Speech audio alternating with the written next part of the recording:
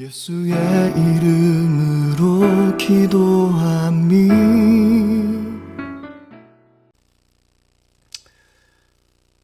코로나 확진자가 매일 1000명 안팎으로 나오고 있습니다. 분명히 심각한 상황이 아닐 수 없습니다. 그래서 정부에서는 조금 더 강력한 조치를 취하고 있습니다. 그래서 거리두기 조치를 실시했는데요. 그로 인해서 5인 이상의 모임이 금지되고 모든 예배는 당분간 온라인 예배로 전환하라고 요구하고 있습니다. 식당들은 배달이 가능한 곳 외에는 아무래도 큰 타격을 입게 될 것 같습니다. 여러 중소상인들 역시 어려운 시간을 보내야 할 것 같습니다. 그저 이 시간이 빨리 지나가길 바랄 뿐이죠. 지난 부활절 모임을 기억하십니까? 부활절 역시 모임이 어려웠기에 대면 예배와 비대면 예배를 동시에 실시했는데요. 이번 성탄절은 그마저도 완전한 현장 모임을 접고 지금 이렇게 온라인으로 예배해야 하는 상황 가운데 있습니다. 여러 목회자들마다 페이스북을 바라보니까 아쉬움이 가득합니다. 크리스마스를 이렇게 보낸 적이 없기 때문입니다. 크리스마스 이브를 평생에 살아가면서 정말 이렇게 조용히 보내본 기억이 전혀 없습니다. 군대에 있어서 마저도 크리스마스 이브는 군인들에게도 큰 축제입니다. 심지어는 크리스마스는 스님들에게도 조차 즐거운 전 세계인의 축제였죠. 그런데 너무나도 조용하게 크리스마스 이브를 우리는 보내야 했습니다. 물론 가끔 언론에 오르내리는 그 크리스마스 이브임에도 거리두기가 실종되고 사람이 북적거리는 모습들도 가끔씩 보이기는 하지만, 그러나 그것은 몇몇 군데의 일이고 대부분 이 크리스마스 이브는 조용히도 보냈습니다. 특별히 크리스마스 이브 하면 생각나는 것은요, 크리스마스 이브 발표회입니다. 이 크리스마스 이브 발표회는 교회 한 번도 나오지 않았던 사람들이 한 번쯤 나올 수 있는, 그래서 초대할 수 있는 날이기도 한데요. 그 이유는 아이들의 이 발표회가 있기 때문이죠. 그래서 아빠들이 그날은 아이들의 그 재롱을 보기 위해서 교회를 다니지 않더라도 교회를 나오는 그런 일이 있게 됩니다. 뿐만 아니라 청소년들은 합법적으로 그 교회에서 밤을 새며 놀 수 있는 그런 시간이 되기도 했습니다. 저 역시도 크리스마스가 되면 올라이트를 했던 기억이 나요. 밤을 새면서 친구들과 게임하고 맛있는 것을 먹으면서 시간을 보냈던 기억이 있는데요. 여러분들은 그런 기억이 있을지 모르겠습니다만, 아무튼 이 크리스마스 이브는 그래서 매우 청소년들 사이에 놀라운 역사가 일어나기도 합니다. 다음 날 돼 보니 갑자기 애들이 손을 잡고 있고 같이 밥을 먹으러 가고 그런 모습도 가끔씩 보기도 했습니다. 물론 우리 교회에서는 아직 크리스마스가 되어도 그런 모습을 찾아볼 수도 없는, 찾아보기 어려운 그런 좀 슬픈 현실이기도 한데요. 언젠가 우리 교회도 어린아이들이 많아지고 또 청소년들이 많아지면 그런 시간들이 올 수도 있겠죠. 어제는 제가 페이스북을 보니까 3년 전 우리 교회 영상을 페이스북이 알려주었습니다. 지난 3년 전의 추억이라고 보여주고 있던데요. 바로 그것은 지난 양덕동에서 우리 교회 앞에 버스킹을 하던 공연의 장면이었습니다. 그곳에서 노래를 부르고 지나가는 행인들에게 함께 축하를 전하는 그런 모습들이 담겨져 있었습니다. 모든 게 지난 추억이 되어버린 기억 속에만 존재하는 크리스마스 이브가 어제가 아니었나 하는 생각을 해보게 됩니다. 쓸쓸하고 조용한 크리스마스를 보내면서 한편으로는 매년 크리스마스를 그렇게 쓸쓸하고 조용하게 보내야 했던 여러 노동자들, 그리고 청소년 가장들, 가난한 가정들을 생각해 보면서 미안한 마음도 한편으로는 들었습니다. 우리는 지난 대림절 동안 소망이라는 주제로 우리는 함께 말씀을 계속 나누었는데요. 소망은 캄캄한 절망 가운데 믿음으로 바라는 것이라 했습니다. 또한 소망은 하나님이 나를 사랑하시기에 가질 수 있으며, 소망은 하나님께서 나를 위하여 길을 만드시기에 가질 수 있다고 이야기했습니다. 그리고 소망은 우리 주님이 죄와 사망의 권세를 깨뜨리시고 부활하셨기에 소망을 든든히 가질 수 있다라고 우리는 지난 시간을 통해서 말씀을 전했습니다. 그런데 우리의 현실은 어떻습니까? 지금 오늘은 어떤 날을 보내고 있습니까?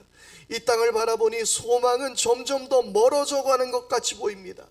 언제까지 우린 이런 아픔과 슬픔의 시간을 보내야 하는 것일까요? 그것은 코로나와 상관없이 여전히 힘든 삶을 살아내고 있는 우리 모두의 삶에서도 마찬가지죠. 우울한 크리스마스, 이 크리스마스를 모든 지구인들이 보내고 있고, 힘들고 어려운 시간의 나날들을 우리 모두는 절실히 경험하고 있습니다. 그럼에도 오늘은 기뻐해야 하는 날입니다. 어쩌면 우리는 지난 크리스마스를 즐거워했던 것은 크리스마스가 우리에게 준 문화, 크리스마스를 통한 그 분위기, 그런 것들로 인해서 우리가 기뻐했던 것은 아니었는지 다시 한번 우리는 생각해 볼 필요가 있습니다. 크리스마스의 연말에 들뜬 분위기가 우리를 기쁘게 했던 것은 아닐까요? 크리스마스는요, 말 그대로 크리스마스입니다. 예수님의 탄생으로 기뻐해야 하는 날입니다.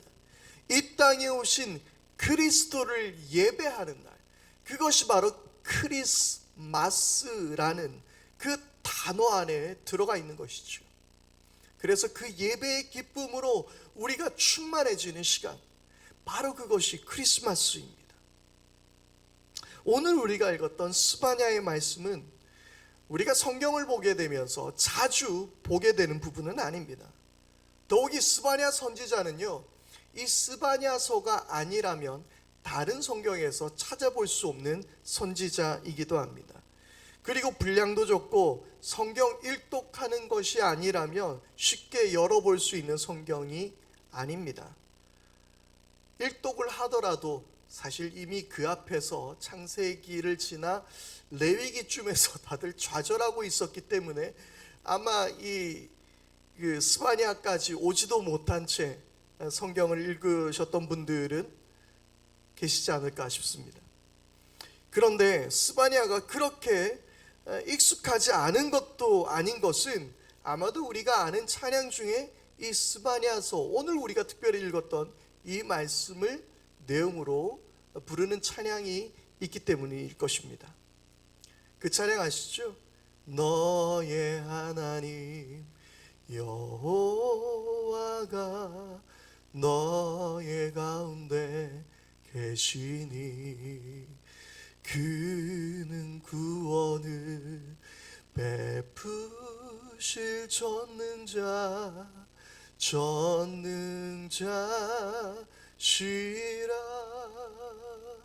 이렇게 부르는 그 찬양을 우리가 잘 알고 있기 때문에 이 스바냐는 그렇게 우리가 잘 모르는 말씀은 또 아닌 것입니다. 그러다 보니까 우리가 스바냐의 말씀을 우리가 생각할 때 아마도 스바냐서는 위로와 소망의 메시지가 가득할 것 같습니다.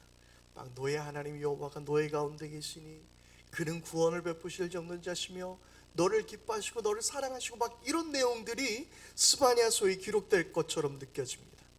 그런데요, 스바냐서의 주제는 여호와의 날입니다. 이 여호와의 날이라는 것은 바로 하나님의 심판의 날을 말하고 있습니다. 스바냐는 요시야 왕의 시대에 활동하던 선지자였습니다. 요시야 왕은 매우 훌륭한 왕으로 성경은 평가하고 있습니다. 요시야 왕은 히스기야에 이어서 종교개혁을 단행한 왕이었는데요, 요시야는 어느 날 성전 수리를 하게 되다가 그 성전 안에서 율법책을 발견하게 됩니다. 아마도 이 율법책은 신명기의 말씀이라고 다들 추측하고 있는데요, 요시야는 이 율법책을 읽게 되고 옷을 찢고 통곡하고 회개하게 됩니다. 그리고 선포합니다. 이제 이스라엘이, 유대 땅이 이 말씀대로 살아가야 하는 것을 선포합니다. 열왕기하 22장 13절의 말씀은 이렇게 기록합니다. 너희는 가서 나와 백성과 온 유다를 향하여 이 발견한 책의 말씀에 대하여 여호와께 물으라. 우리 조상들이 이 책의 말씀을 듣지 아니하며 이 책에 우리를 위하여 기록된 모든 것을 행하지 아니하였으므로 여호와께서 우리에게 내리신 진노가 크도다. 그러므로 이스라엘 백성들이, 온 유다 백성들이 하나님의 말씀, 바로 이 여호와의 율법을 저버렸기 때문에 하나님의 진노가 크다라고 생각하였고, 그리고 그 말씀을 그대로 읽고 실천하기로 결단합니다. 그리고 곳곳에 설치된 모든 산당과 우상들을 파괴해버립니다. 그런데 어떤 문제가 있었길래 이 요시야 시대에 활동했던 스바냐 선지자는 여호와의 날 하나님의 심판을 선포하고 있었던 것이었을까요? 스바냐 말씀에 그 시작부터 매우 무시무시하게 시작합니다. 스바냐서 1장 2절에서 3절 말씀입니다. 여호와께서 이르시되 내가 땅 위에서 모든 것을 진멸하리라. 내가 사람과 짐승을 진멸하고 공중의 새와 바다의 고기와 거치게 하는 것과 악인들을 아울러 진멸할 것이라. 내가 사람을 땅 위에서 멸절하리라. 나 여호와의 말이니라. 얼마나 무시무시한 말씀입니까? 스바냐의 시작부터 이렇게 선포하고 있는 것입니다. 무엇이 하나님을 이토록 분노하게 한 것일까요? 말씀드렸던 대로 요시야 왕은 종교개혁을 단행했습니다. 종교개혁이 실시되었습니다. 모든 우상들이 파괴되었습니다. 그러나 여전히 우상을 버리지 못하는 백성들이 있었던 것입니다. 스바냐 1장 5절에서 6절 말씀은 이렇게 기록합니다.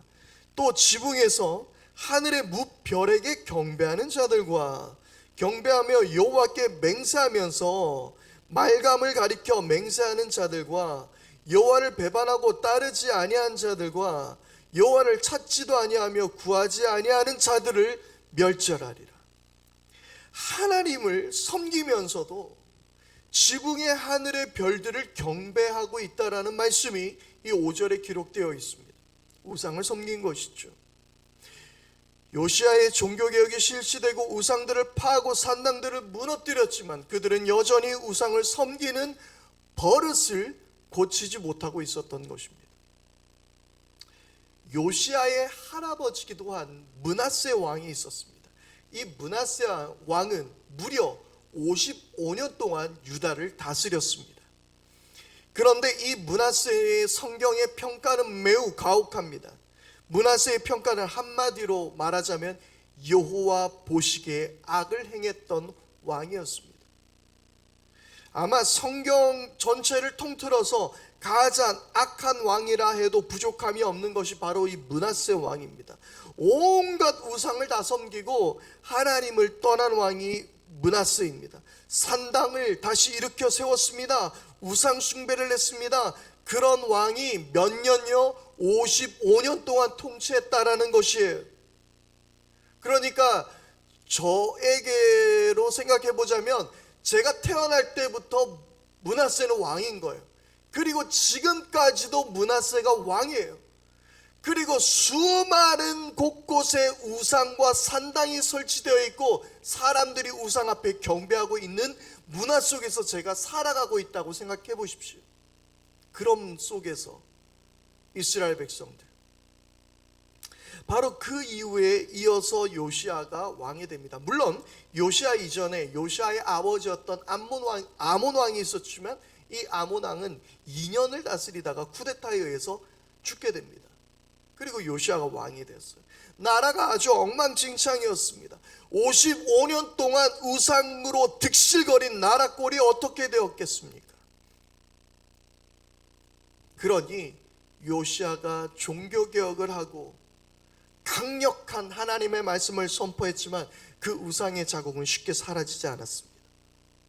더 흥미로운 것은 5절 말씀에 이 하늘을 향해서 경배했다라고 되어 있는데, 하늘을 뜻하는 단어 샤마임, 그리고 별들을 뜻하는 단어 리체바라는 단어는 모두 하나님과 관계에 있는 단어들이에요. 그러니까 이 하늘이라는 말을 썼던 이 샤마임이라는 말은 하나님이 계시는 보좌를 의미할 때 사용하는 단어가 샤마임입니다. 그러니까 하늘에 하나님이 계시다는 걸 인정하는 거예요. 인정하는데 어떻습니까? 하늘의 별들까지 섬기고 있다라는 거예요. 요시아의 종교개혁의 영향인지도 모르겠지만 어쨌든 하나님을 섬기면서도 자기 집 지붕에 올라가서 하나님의 피조물이라고 스스로 인정하면서도 그것들에게 1월 성신, 그것들에게 엎드려 절하고 경배하고 있다는 거예요. 천군 천사들을 경배하고 있는 노릇입니다. 이것을 조금 어려운 단어이지만 이러한 종교적인 현상을 혼합주의라고 그럽니다. 하나님을 섬기면서도 우상을 섬기는 것, 하나님을 섬기면서도 돈을 섬기는 것, 하나님을 섬기면서도 명예와 부를 섬기는 것, 하나님을 섬기면서도 사람을 섬기는 것, 자신의 재주를 섬기는 것, 학벌을 섬기는 것, 스펙을 섬기는 것, 이것이 바로 혼합주의며 이것이 우상숭배이며 이것이 여호와의 날, 하나님의 심판의 날을 부르는 행위라는 것입니다. 한국교회의 모습은 어떠했습니까? 지난 시간 하나님을 잘 섬기는 것처럼 한국은 보였습니다. 교회는 커져갔습니다. 수많은 선교사를 각국으로 파송하는 나라였습니다. 그 나라들마다 자기 이름 교회들을 내세워서 교회도 세우게 됩니다. 겉으로는 화려하고 성장하는 듯 보입니다. 그런데 사실은 오랫동안 우리 속에 잠자고 있는 우상의 그 꼬리를 끊어내지 못했던 우리들의 본성이 있었던 것입니다. 오랜 세월 우리의 깊은 곳을 붙잡고 있었던 우상의 문화, 우상의 꼬리들. 여러분, 이것은 한국 문화를 비판하는 이야기가 아닙니다. 우리나라뿐만 아니라 어느 나라든 마찬가지입니다. 인간 본성 깊이 자리 잡고 있는 인간의 욕망들, 그것들을 채우기 위한 우상 숭배들, 그것들을 끊어내지 못하고 있었던 것이죠. 하나님을 섬기고 있었지만 기복신앙으로 변질된 복음을 우리는 가지고 있었던 것입니다. 소위 번영신학이라고 하는 것이 교회 안으로 들어와서 예수 그리스도의 그 고난의 십자가를 가려버리게 되었습니다. 크리스마스는 어떻습니까? 더욱 화려해졌습니다. 전 세계인의 축제가 되었습니다. 시내 나가보면은, 이번에는 제가 안 나가봐서 모르겠습니다만, 시내에 그냥 그 트리 장식이 너무나 아름다워요. 완전 예전의 그 거리를 상상하지 못할 만큼 이 LED라는 것이 또 만들어지면서 정말 거리를 반짝반짝하게 만들고 온 나무들마다 이 트리의 아름다움을 우리는 보고 있습니다. 전 세계인의 축제가 되었습니다. 그러면 그럴수록 예수님이 지워져가는 크리스마스가 된 것입니다. 혼합주의의 이 절정이 크리스마스가 아닐까요? 크리스마스 날 수많은 사람들이 타락하고 음란한 문화에 빠지는 그 모습을 21세기를 살아가는 우리들은 명확하게 보고 있습니다. 뿐만 아닙니다. 스바냐 이 시대 때는 높은 자리의 대신들은 으르렁거리는 사자들과 같고 재판관들은 모두 다 먹어치우는 이래와 같다고 스바냐는 말하고 있습니다. 제사장들은 성소를 더럽히고 율법을 어기는 자들일 뿐입니다. 하나님의 정의와 공의가 사라지고 자신들의 배를 불리고 자신들의 입속을 채우는 나라, 그것이 바로 유다 땅의 모습이었습니다. 정치인들은 백성들을 삼키고 사법 정의는 자신들의 이익만을 위해 공의를 행하지 않고, 종교인들은 하나님을 섬긴다고 말하면서 오히려 하나님을 더럽히고 있는 현실, 이것은 지금 2020년의 한국을 이야기하는 것이 아니라 스바냐 때를 이야기하는 거예요. 그런데 지금 우리와 다를 것이 아무것도 없는 것이죠. 지금의 대한민국의 모습입니다. 스바냐 선지자의 여호와의 날, 하나님의 심판은 이런 세상을 바라보고 외치고 있는 것입니다. 저는 코로나19로 잠잠해진 크리스마스를 바라보면서 우리들의 실체가 보이기 시작했습니다. 코로나19로 세상이 아파하자 제 모습이 보였습니다. 교회가 보였습니다. 세상이 보였습니다.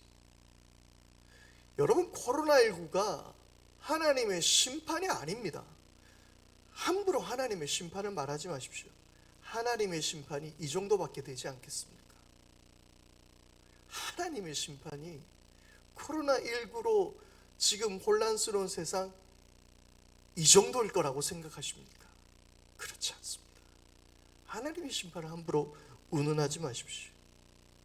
저라고 안전할 수 없습니다. 그것이 바로 스바냐가 선언하고 있었던 유다 땅의 모습이었으며 지금 오늘 우리를 향한 선지자의 외침입니다. 그러나 여러분, 우리에게는 소망이 있습니다. 그것은 바로 스바냐 선지자가 이야기하고 있는 소수의 하나님을 겸손하게 섬기는 자들이 있다라는 것입니다.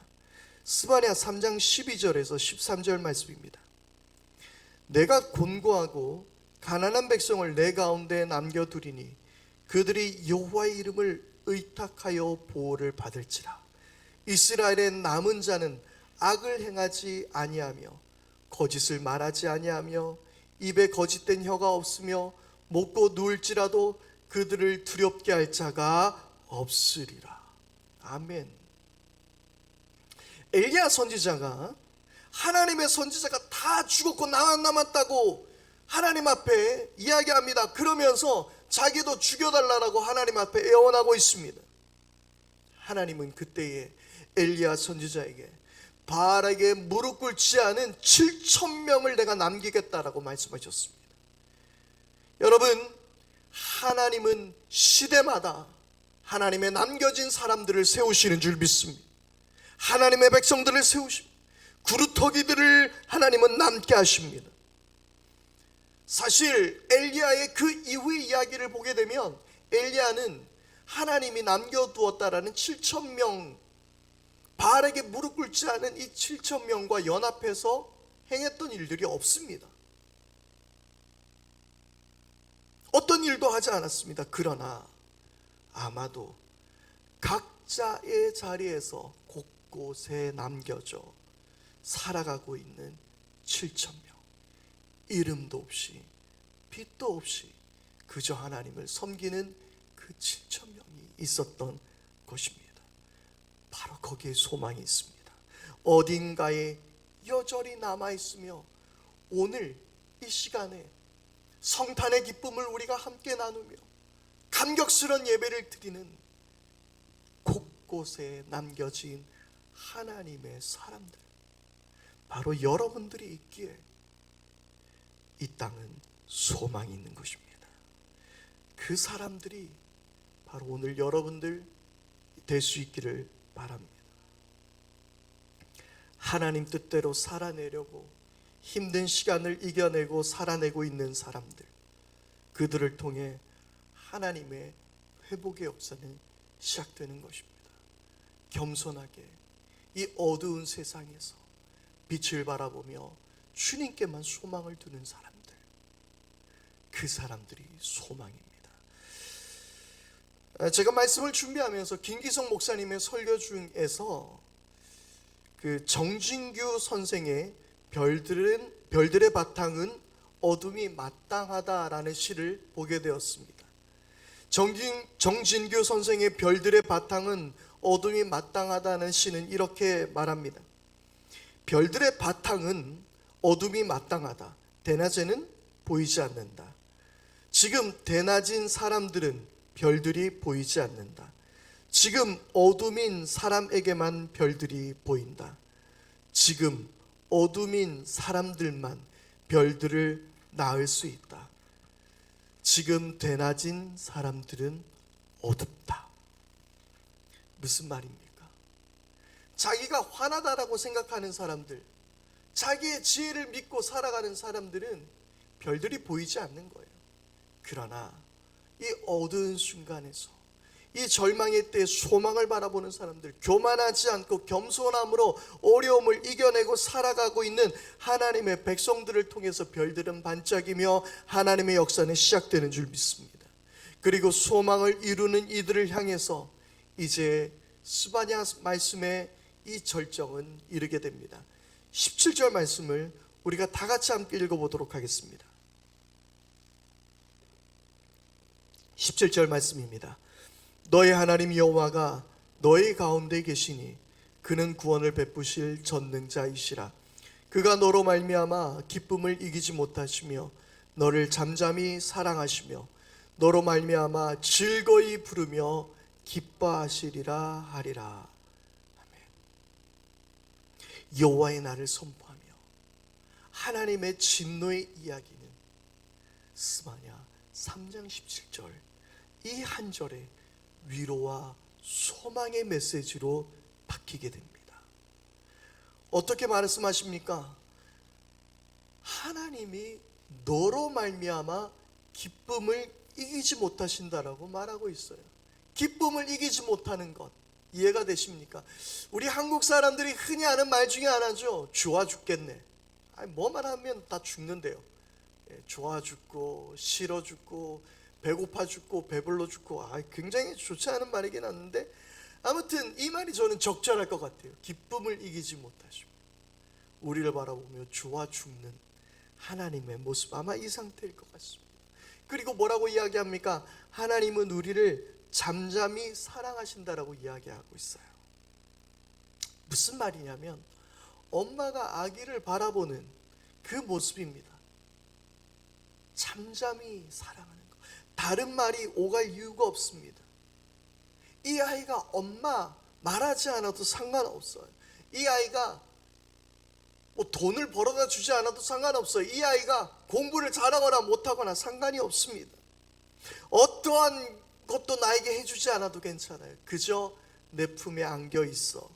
이 아이가 무언가를 해주지 않아도 충분히 기쁜, 잔소리할 이유도 없고 존재 그 자체로 너무나 행복한 모습, 그것이 바로 너를 잠잠히 사랑하신다라는 그 이야기가 아닐까요?